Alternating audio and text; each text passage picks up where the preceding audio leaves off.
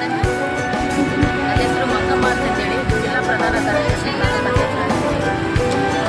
ಈಗ ನಾವು ಕಲ್ಯಾಣ ಕರ್ನಾಟಕದಲ್ಲಿ 7 ಜಿಲ್ಲೆಯಲ್ಲಿ ಸರ್ಕಾರ LKG UKG ಪ್ರೈಮರಿ ಶಾಲೆಯಲ್ಲಿ ಮಾಡಬೇಕಂತಂದೇಳಿ ಸರ್ಕಾರ ಆದೇಶ ಹೊರಡಿಸಿದೆ. ಈ ಸರ್ಕಾರ ಆದೇಶ ಹೊರಡಿಸುವಾಗ ನಾವು 3 ವರ್ಷಗಳಿಂದ ನಾವು ಹೋರಾಟ ಮಾಡ್ತಾನೇ ಇದ್ದೀವಿ. ಏನು LKG UKG ಅಂಗನವಾಡಿಯಲ್ಲೇ ಕೊಡಿ, ಸರ್ಕಾರದಿಂದ ಬರುವಂಥ ಸವಲತ್ತು ನಮ್ಮ ಮಕ್ಕಳಿಗೆ ಕೊಡ್ರಿ. ಏನು ಪಾಠ್ಯ ಪುಸ್ತಕದಾಗಲಿ, ಬಟ್ಟೆ ಕೊಡೋದಾಗಲಿ, ಶೂ ಕೊಡೋದಾಗಲಿ, ಮಕ್ಕಳಿಗೆ ಸ್ಕಾಲರ್ಶಿಪ್ ಕೊಡೋದಾಗಲಿ, ಇವೆಲ್ಲ ಮಕ್ಕಳಿಗೆ ಕೊಟ್ಟು ಅಂಗನವಾಡಿಯಲ್ಲಿ LKG UKG ತೆಗಿಬೇಕಂತಂದೇಳಿ 3 ವರ್ಷದಿಂದ ನಾವು ಹೋರಾಟ ಮಾಡ್ತಾ ಇದ್ವಿ.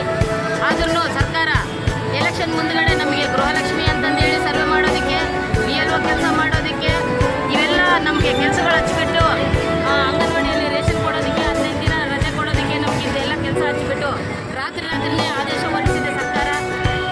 ಹಾಗೆ ಗುಲ್ಬರ್ಗದಲ್ಲಿ ನಮ್ಮ ಸೋದರ ಸಂಘಟನೆಯವರು ಮತ್ತು ನಾವು ಎಲ್ಲ ಕಡೆ ನಾವು ಏನು ಮೆಮೊರಂಡಮ್ಗಳು ಕೊಟ್ಟಿದ್ದೀವಿ. ಡಿಸಿಗೆ ಮತ್ತು CS ಗೆ, DDPಗೆ, BOಗೆ, ಎಲ್ಲರಿಗೆ, MLAಗೆ, ನಮ್ಮ ಶಾಸಕರಿಗೆ, ನಾರಾ ಭರತ್ ರೆಡ್ಡಿ ಅವ್ರಿಗೂ ಮೆಮೊರಂಡಮ್ ಕೊಟ್ಟಿದ್ದೀವಿ. ಕೊಟ್ಟರೂ ಸಹ ಸರ್ಕಾರ ತಾತ್ಕಾಲಿಕ ತಡೆ ಹಿಡಿತೀವಿ ಅಂತಂದೇಳಿ ತಡೆ ಹಿಡಿದು ದಿಢೀರ್ ಅಂತಂದೇಳಿ ಮತ್ತೆ 11ನೇ ತಾರೀಕಿಗೆ ಮತ್ತೆ ಆದೇಶ ಹೊರಡಿಸಿದೆ. LKG UKG ಕಲ್ಯಾಣ ಕರ್ನಾಟಕ ಭಾಗದಲ್ಲಿ ಪ್ರಾರಂಭ ಮಾಡಲೇಬೇಕು ಕಡ್ಡಾಯವಾಗಿ ಅಂತಂದೇಳಿ ಮಾಡಬೇಕಂತಂದೇಳಿ ಆದೇಶ ಹೊರಡಿಸಿದೆ. ಈಗ ನಾವು ಎಲ್ಲ ಆದೇಶ ಹೊರಡಿಸಿದ್ರೆ 7 ಜಿಲ್ಲೆಯಿಂದ 40,000 ಜನ ಕಾರ್ಯಕರ್ತೆಯರು ಮತ್ತು ಸಹಾಯಕಿಯರು ಮನೆಗೆ ಹೋಗುವಂಥ ಪರಿಸ್ಥಿತಿ ಆಗ್ತಿದೆ.